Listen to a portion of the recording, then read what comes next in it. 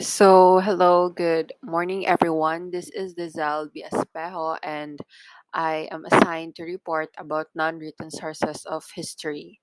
As we are all now familiar with historical data, written sources of history, now we are going to discuss non written sources of history. It is just as important as the written sources of history, as and also it has two types. So the first one, the material evidence, and the second one is the oral evidence. So first, let us tackle about material evidence. So material evidence, also known as archaeological evidence, is one of the most important unwritten evidences. So these artifacts can tell a great deal about the ways of life of people in the past and also about their culture. These artifacts can also reveal a great deal about the socio-cultural interconnections of the different groups of people, especially when a subject is unearthed in more one place.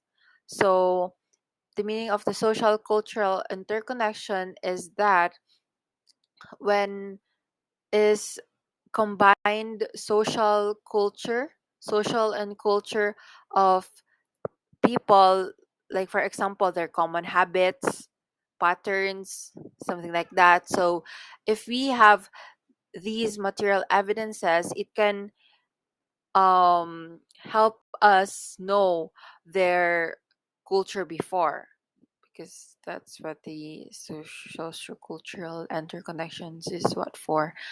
So for material evidences, these includes artistic creations such as pottery, jewelry, dwellings, graves, churches, roads, and others. So everything that tells you about the story of the past. So these artifacts in different places, which reveals a commercial exchange, can be used as a material evidences. Also, valuability of a place, that even a garbage pit can provide a valuable information to historians, as these can have a traces of former settlements of the people before, like siguro di nila alam nagawa ay I mean di natin alam na yung mga basurahan natin, or like mga Smoky Mountain natin, is naging former settlement din pala ng mga ninuno natin, 'di ba? So that is how material evidences work. So aside from that, archaeological sites such as excavation for roads, unearthed during excavation for roads, sewer lines, and big buildings, structures, can also be used as a material evidence. And archaeological finds, such as coins or monies, can provide historians with great significant information relating to government transaction during which the currency were in circulations, since these coins and monies might be able to guide us through something more on how the government used to be before. So, di ba before daw wala pang pera, ginagamit lang nila is bigas, ganyan. So for visual representation of the past, usually historians get substantial information through drawings, etchings, paintings, films, and photographs. So yeah, they usually get visual representations through those things, through drawings, etchings, paintings, films, and photographs. So here are some examples. So the manungol jar, it is a jar of the dead. So it's where it's like their urn before. So this one is a Bullinol skull. This one is a 700,000-year-old tools. That's 700,000-year-old tools for rhinoceros. that was discovered in Kalinga province in 2014.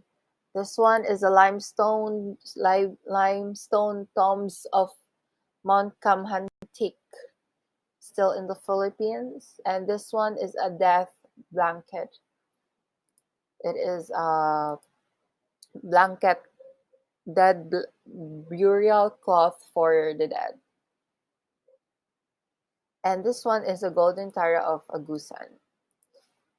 So here are some examples of material evidences. Since pasok naman sila sa criteria of they provide information about the past. They are, some of them are pots, diba? It's included artistic creations. So, yan. So let's move on for the second one, oral evidences. I had a hard time looking for examples for this one. But anyways, so oral evidences, these are tales, sagas, folk songs, and rituals. So they are also important source of information for historians. Much are told in tales or sagas of ancient people.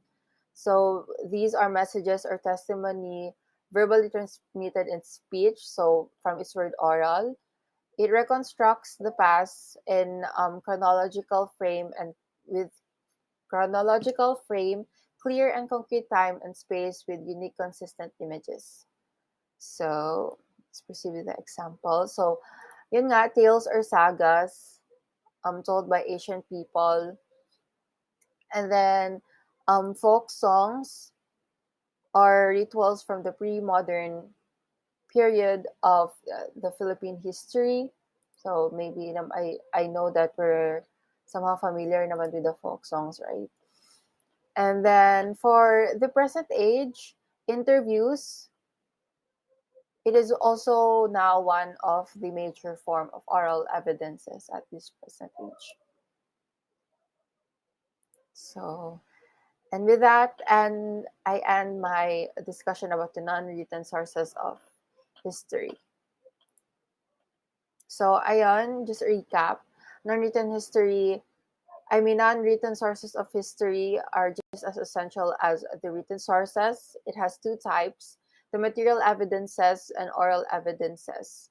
So oral evidences examples are tales, sagas, folk songs, popular rituals during the pre-modern period of Philippine history. And for the material evidences, it is also known as archaeological evidence. So pretty much something that you can touch, such as pottery, jewelry, graves, churches, roads, dwellings, something visible with your eyes, like that. So it's a material. Anyways, thank you so much, everyone, for listening. Goodbye.